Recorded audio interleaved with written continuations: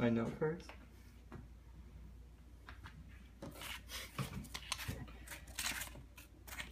Are you gonna like cut this and put it together in iMovie? That's what I would do. Don't squeak my note cards over it. Alright, this is Peter, and he'll be filming.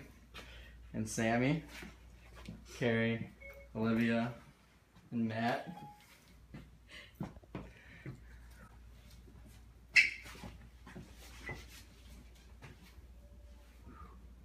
Uganda is a country that over the last few years has made headlines because of their struggle with war and malaria.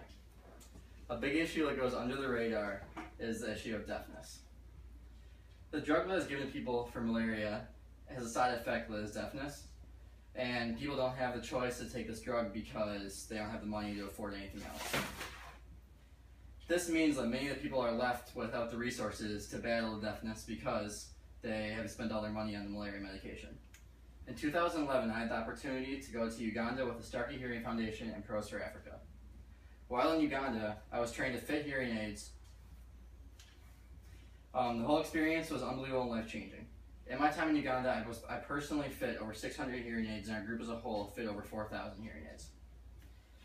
It was amazing to see people hear for the first time and to see how much people did to get to us so we could help them. The first part of this trip that really touched me was how special we were to the people that we were helping. At the end of the first day, after about 10 hours of grueling work, a really old, really bad looking bus rolled in, and the last group of people showed up. I quickly found out how difficult it was for them to get to us from the person that was in charge of their group. They woke up early in the morning and kayaked in the pouring rain for 3 hours, and then had to walk 4 hours in about 100-degree heat and ride in a bus with no air conditioning for 6 hours. Even though they went through all this, they were all super happy and excited to see us, and all had kept a good attitude. We helped out their whole group for about an hour, and then they immediately just climbed back into the bus and rode back to do this whole process over again. This really touched me because it seemed getting help with hearing is something that's so normal to us back in America, but in Uganda it was something so special that they would do all that work just so we could help them. Although big groups like this really touched me, there was one individual boy who really helped me understand how special this was as well. The first boy I worked with had a bigger impact on me than anyone else has in my whole life. First of all, when I started training on my first day, I only got about 15 minutes of training before I had to get shoved right into work because of the line of people that were waiting. The first boy was about 4 years old, and he came up to me and he looked just as nervous as I was.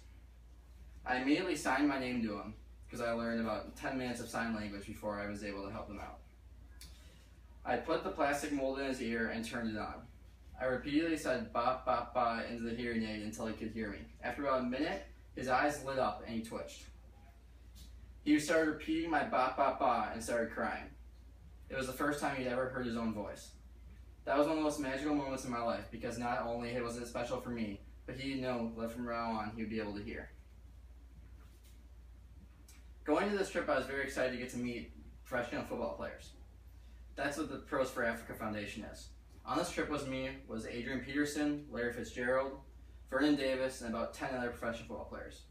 Although I was excited to meet all of them, being from Minnesota, I was especially excited to meet Adrian Peterson. Knowing this, the person who was in charge for Pros for Africa put us together for a day, which is about 6 to 8 hours of work. This was a really cool experience for me because it wasn't just like a celebrity meeting anyone. It was like two people just working together, sharing a really cool experience. I was able to talk to him during our breaks, and he told me that this was one of the most special moments he's ever had in his whole life. This wasn't only a really cool thing that I was able to go through. This was something that all these professional athletes had never seen before.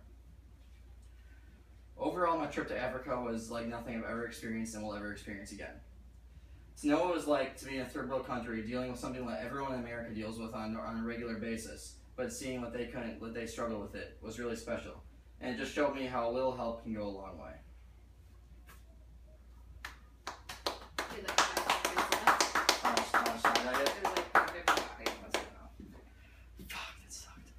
Are you still filming? Yeah.